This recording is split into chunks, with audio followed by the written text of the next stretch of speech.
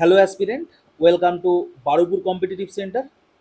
তো এই যে পেপার কাটিং, সেটা মোটামুটি অল্প বিস্তর সবাই বিভিন্ন জায়গায় দেখে নিয়েছো, তাই না? আবার অনেকে দেখোনি, তো যারা দেখোনি আমি তাদের জন্যই মেনলি করছি। তো এইটা দেখো, এটার সত্যতা কিন্তু কেউ এখনো মানে বলতে পারেনি যে এটা 100% সত্য, ঠিক আছে? কিন্তু মোটামুটি সার্কুলেট হচ্ছে, তো সেই নিয়েই আমি কিছু কথা বলছি। তো এর সত্যতা বিচার না হলেও একটা জিনিস কনফার্ম, মোটামুটি অল্প বিস্তর সবাই বুঝেছিল যে এইটা হতে পারে, তাই না? তো কি হয়েছে সেটা আমি বলি। এই যে পেপার কাটিংয়ে যেটা বলা হচ্ছে সেটা হচ্ছে এই যে ডাব্লিউবিসিএস পরীক্ষা ওবিসি রায়ে আটকে, ঠিক আছে? ব্যাপারটা কি? ব্যাপারটা হচ্ছে তোমরা সবাই জানো যে ওবিসির জন্য মানে হাইকোর্ট একটা রায় দিয়েছে। সেই রায়টা কি 2010 সালের পরে যে ওবিসিগুলো হয়েছে সার্টিফিকেটগুলো সেগুলো বাতিল, তাই না? এইবার সেই জন্য মমতা ব্যানার্জি মুখ্যমন্ত্রী যিনি আছেন তিনি কি বলেছেন, সেই রায় উনি মানেন না।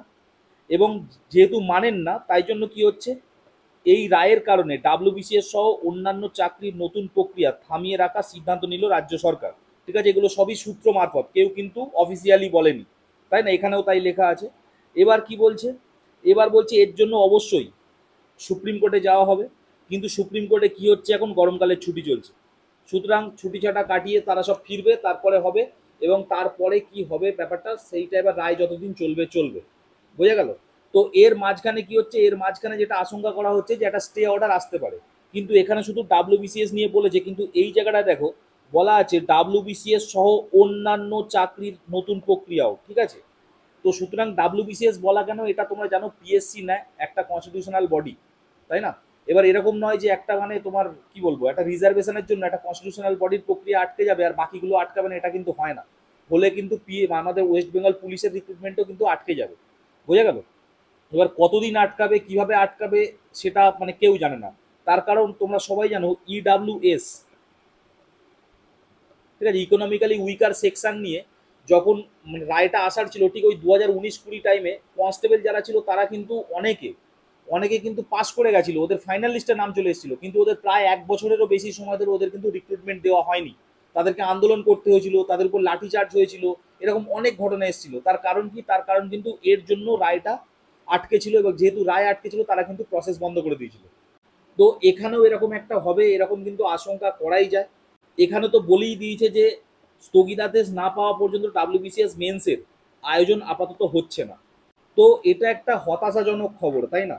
মানে স্টুডেন্টরা দিনের পর দিন পড়াশোনা করে যাচ্ছে, এবং এমনি প্রসেস প্রচণ্ড স্লো। পুলিশের প্রসেসটা তাও বছরের মধ্যে কমপ্লিট করতে পারে, কিন্তু ডাব্লিউবিসিএস যারা পড়াশোনা করে তারা মানে 3 বছর পরে এমনি পাচ্ছে, তারপরে এরকম একটা ঘটনা ঘটে, তাই না? মাঝে করোনা চলে আসে, মাঝে ইডাব্লিউএস এর সমস্যা হয়, আবার এইরকম একটা ব্যাপার।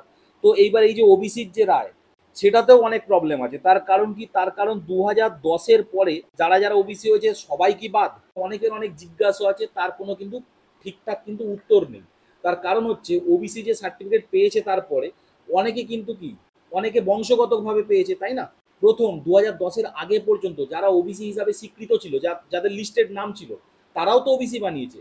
তাদেরটা কি আদৌ ক্যান্সেল হয়েছে? অনেকে বলছে না, তাদেরটা ক্যান্সেল হয়নি। আবার তুমি জোরালো প্রশ্ন করো, সেখান থেকে আবার কোনো সদুত্তর আসছে না। তো পুরো জিনিসটা একটা খিচুড়ি হয়ে গেছে, ঠিক আছে? সুপ্রিম কোর্টের রায় না এলে এবং প্রপার ভাবে যদি জিনিসটাকে উল্লেখ না করা হয়, তাহলে কিন্তু হাজার রকম ধোঁয়াশা থাকতেই থাকে। আবার একদল মানুষ প্রশ্ন করে আমরা তো অলরেডি ফর্ম ফিল আপ করে নিয়েছি, এরপরে কি হবে? এই জন্যই স্টে অর্ডারটার কথা বলা হচ্ছে মেনলি। অনেকে অনেক ফর্ম ফিল আপ করে নিয়েছে, অনেকের পরীক্ষা চলছে, মাঝখানে আছে, তো তারা কি করবে, তাই না? অনেকে সেন্ট্রাল গভর্নমেন্টের ফর্ম ফিল আপ করে নিয়েছে, তাদের অবস্থাটা কি হবে?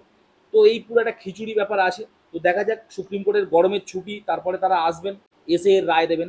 একটা জিনিস খেয়াল করবে, ভোট কিন্তু কোনোদিন পিছায় না, তাই না? আমাদের যখন ইলেকশন কমিশনের যে রিক্রুট প্রসেস হয় সেটা নিয়েও প্রশ্ন হয়েছিল, সেই নিয়েও সুপ্রিম কোর্টে যাওয়া হয়েছিল।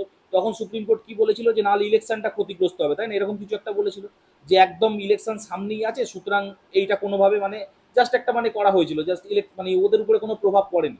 ইলেকশন কমিশনও কিন্তু একটা মানে কনস্টিটিউশনাল বডি। এনাদের রিক্রুটমেন্ট প্রসেস নিয়ে যখন প্রশ্ন ওঠে, সেটা কিন্তু কোনো এফেক্ট ফেলে না ভোটের মতো একটা সিরিয়াস জিনিসে। ভোট কিন্তু আটকায় না, কিন্তু আমাদের এই সমস্ত পরীক্ষা আটকে যায়। তো যাই হোক, কি আর করা যাবে, এই ছিল খবর, এই নিয়েই আমাদের থাকতে হবে। বোনেরা সব কন্যাশ্রী পাক, মায়েরা সব লক্ষ্মীর ভান্ডার পাক, ঠিক আছে? আর মোটামুটি আমাদের জন্য একটা গণেশ ভান্ডার তৈরি করে দিলেও খারাপ হবে না, তাই না? তো এইগুলো হতে থাকবে, এইগুলো তো খারাপ মানে এগুলো তো হওয়ারই ছিল, তাই না? পরীক্ষা টরীক্ষা অত ইম্পর্টেন্ট ব্যাপার না, এগুলো সব স্টে অর্ডার লেগে যাক, আমরা সব স্মৃতিই খুশি থাকি। তো যাই হোক, এই ছিল আজকে আমার বক্তব্য। তোমাদের উদ্দেশ্যে কি বলার? দেখো সেই তোমরা মোটামুটি যবে থেকে প্রিপারেশন শুরু করে আসো সবাই তবে থেকেই সবাই বলে আসছে যে পড়ো, তোমরা কিছুই করতে পারবে না এখন, সুতরাং পড়তে থাকো। আরে মানুষ কত পড়বে, তাই না? পড়ে পড়ে বই তো ছিঁড়ে ফেলছে মানুষজন সবাই, মানে মানে আমার কাছেই এখানে যারা পড়ে আর কি, তারা তো লাস্ট 1.5-2 বছর ধরে পড়ে যাচ্ছে। নতুন ব্যাচের ছেলেমেয়েরা কটা পরীক্ষা দিতে পেরেছে এখনো পর্যন্ত? যাদের হাইট কম আছে পুলিশটা দিতে পারে না, কটা পরীক্ষা দিতে পেরেছে? তো মানে এ নিয়ে কিছু বলার নেই, সত্যি কথা, আক্ষেপ ছাড়া, মনে ক্ষোভ ছাড়া আর কিছু বলার নেই। মানে প্রিপারেশন করতে করতে একটা ছেলের ওভারেজ হয়ে যাচ্ছে, তো এখানে আর কি বলার আছে? তো যাই হোক, তবু ওই শেষে বলতেই হয় যে প্রিপারেশন করতে হবে, সুতরাং পড়াশোনা করতে হবে। মানে সবাই, আমিও পড়াচ্ছি, তারাও পড়ছে, তোমরাও পড়তে হবে। মনে ক্ষোভ রাখো কিন্তু পড়াশোনাটা কোনোভাবে চালিয়ে যাও। খুব কঠিন কাজ, বলা খুব সহজ কিন্তু করাটা প্রচণ্ড কঠিন। এটা যারা করছে তারা ছাড়া কেউ জানে না, কেউ বুঝবেও না, কিন্তু তবুও করতে হবে। কারণ অলরেডি ক্লার্কশিপ আর মিসলিনিয়াসের পরীক্ষা হবে হবে করছিল, এবার সেগুলোও কী হবে কেউ জানে না। তবুও বলবো টার্গেট যদি ওগুলো থাকে, পড়াশোনা করে যাও।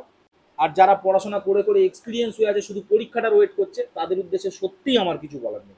এখানেও আছে অনেক ছেলে, মানে পুরো প্রিপারেট, মানে ওদের মানে কি বলবো, কালকে পরীক্ষা নিলে ওরা একটা দাবিদার হবে, তো তাদেরকে, তারা তো ফ্রাস্ট্রেটেড হচ্ছে না।